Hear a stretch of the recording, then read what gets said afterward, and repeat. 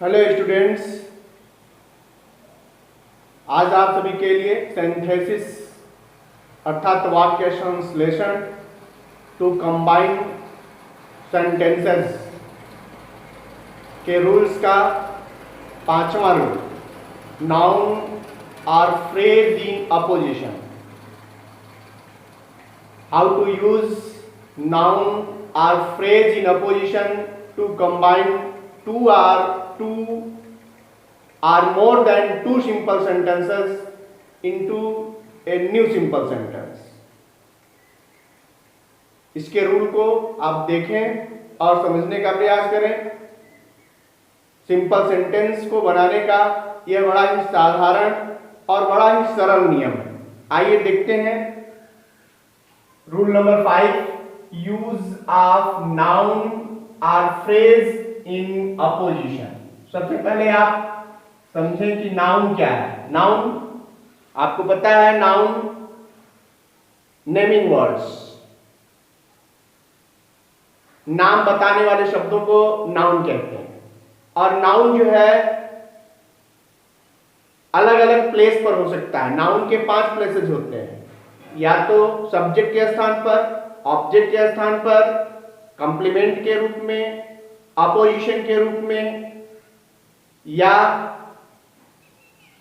Noun जो है वो प्रीपोजिशन के ऑब्जेक्ट के रूप में भी प्रयोग किया जाता है। ऐसे में आपको एक सेंटेंस में किसी नाउन को ढूंढना होगा और वो नाउन किसी दूसरे नाउन के लिए प्रयोग किया गया है, ये भी आपको देखना होगा। या फ्रेज होगा, यदि कोई नाउन नहीं है तो कोई ना कोई फ्रेज होगा। फ्रेज का मतलब आप समझते हैं, वाक्यांश, group of words without a verb, शब्दों का वह समूह जिसमें कोई वर्ब ना हो उसे हम फ्रेज कहते हैं। फ्रेज कई रूप में हो सकते हैं, फ्रेज को आप डिटेल में देखेंगे।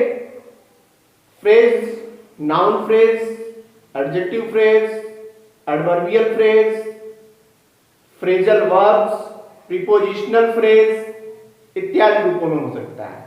फिलहाल यहां बात हो रही है नाउन की, अर्थात नाउन फ्रेज देखना है, यानी ग्रुप ऑफ वर्ड जो नाउन का कार्य कर रहा हो उसे नाउन फ्रेज के रूप में देखेंगे।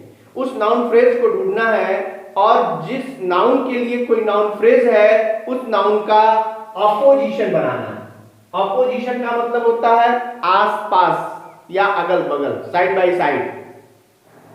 अर्थात एक नाउन या फ्रेज जब किसी दूसरे नाउन या फ्रेज के लिए वाक्य में आ गया हो तो पहले वाले नाउन के अपोजिशन में दूसरे वाले नाउन या फ्रेज को रख के आप सेंटेंस को बना सकते हैं। इसी तरह आइए हम रूल्स की ओर चलते हैं। तो सबसे पहले आप समझेंगे कि अपोजिशन का मतलब होता है अगल बगल, साइड बाय साइड। ये नाउन या फ्रेज किसी न किसी नाउन या फ्रेज के लिए ही आया होगा, उसको हम साइड बाय साइड रखेंगे। किसी एक संज्ञा या संज्ञा वाक्यांश के लिए दूसरे संज्ञा या संज्ञा वाक्यांश का अगल बगल में प्रयोग करके सिंपल सेंटेंस बनाया जाता है इस रूल के अनुसार। जो नाउन फ्रेज अपोजिशन में होता है उसे 2 कॉमास के बीच में रखा जाता है। इन 3 बिंदुओं को आप दिमाग में रख के आप सिंपल सेंटेंस बना सकते हैं नाउन और फ्रेज इन अपोजिशन का प्रयोग करके। आइए हम कुछ एग्जांपल्स देखते हैं और एग्जांपल्स से इस रूल को क्लियर करते हैं। जैसे ये सेंटेंस है, Ravi was the best boy in the class, he was the monitor. आप देख रहे हैं ये सेंटेंस है और ये एक अलग सेंटेंस है।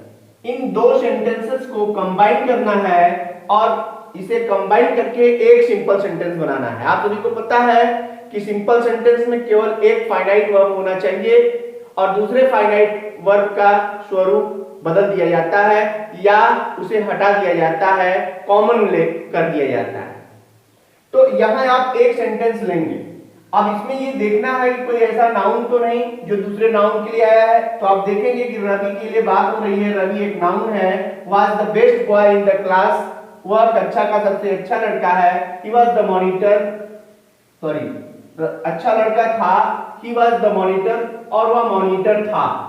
द मॉनिटर आप देख रहे हैं कि किसके लिए है, रवि के लिए।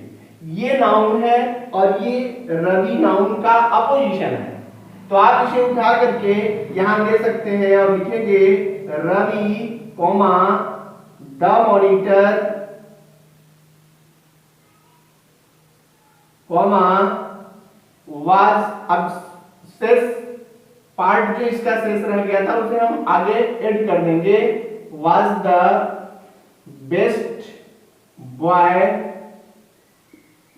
इन द क्लास। अब आप देख रहे होंगे कि क्या केवल यही बन सकता है, इसको दूसरे रूप में भी आप देख सकते हैं कि रवि के लिए एक फ्रेज आया हुआ है। यह है phrase the best boy in the class. The best boy in the class किसका फ्रेज है, रवि के लिए आया हुआ एक नाउन फ्रेज है। अर्थात हम द मॉनिटर के स्थान पर the best boy in the class को भी रख सकते हैं। इसको आप और करके इस तरह से बना सकते हैं Ravi comma the best boy in the class was the monitor. ये आप देखें, ये हुआ आपका अपोजिशन का फ्रेज और यहां ये अपोजिशन का नाउन। अर्थात आप ये देख सकते हैं किसी एक नाउन का दूसरा कोई नाउन या फ्रेज अपोजिशन है तो उसे आप अपोजिशन में दो कॉमा के बीच में लगा सकते हैं। ये दोनों ही सही होंगे। एक और भी मैंने एग्जांपल ले रखा है, इसे आप ध्यान से देखें और कौन किसका अपोजिशन है इसे ढूंढने का प्रयास करें। जैसे ये है Shahjahan was a great Mughal emperor, he built the Taj, it is the finest building in the country. यहां देखिए शाहजहां के लिए क्या आया है, ए ग्रेट मुगल एम्परर। ये अपोजिशन है शाहजहां का। और उसने बनवाया ताजमहल, और ताजमहल भी नाउन है और इसका अपोजिशन है the finest building in the country. ये ताजमहल का अपोजिशन है। यानी शाहजहां के लिए ये ग्रेट मुगल एम्परर और ताज के लिए the finest building in the country.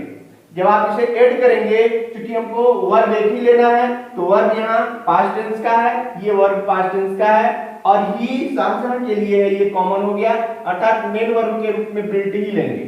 और इट ताज के लिए है, ये भी निकल गया।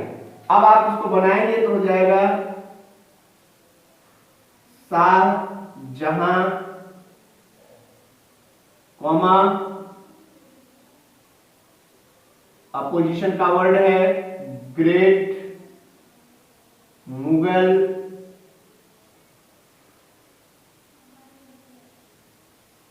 एम्परर कॉमा, इसके बाद होगा बिल्ट द ताज। ताज का भी अपोजिशन है तो कामा लगा के आप लिख देंगे द फाइनेस्ट बिल्डिंग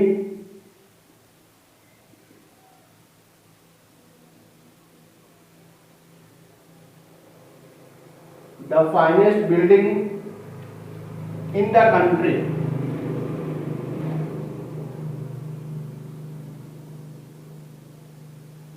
ये हुआ आपका Shahjahan comma a great Mughal emperor built the Taj comma the finest building in the country. इस तरह से आपने देखा कि एक नाउन के लिए दूसरा नाउन या नाउन फ्रेज जब सेंटेंस में है तो उसे पहले वाले नाउन का अपोजिशन बनाकर आप सेंटेंस को कंबाइन कर सकते हैं। और सेंटेंस को कंबाइन करते समय यह ध्यान देना है कि नए सेंटेंस में केवल एक ही मेन वर्ब होना चाहिए, तभी वह सिंपल सेंटेंस बनेगा। उम्मीद करता हूं आप सभी को ये रूल अच्छे से समझ में आ गया होगा। आप सभी से एक रिक्वेस्ट के साथ कि यदि आप सभी को मेरी वीडियो अच्छी लगे तो इसे आप सब्सक्राइब करना, लाइक करना ना भूलें और इसे अपने मित्रों के बीच में शेयर करते रहें। मैं आप सभी के लिए नए नए रूल्स और नए नए ग्रामर के कुछ महत्वपूर्ण चीजों को आप सभी के बीच में प्रस्तुत करता रहूंगा। बहुत बहुत धन्यवाद।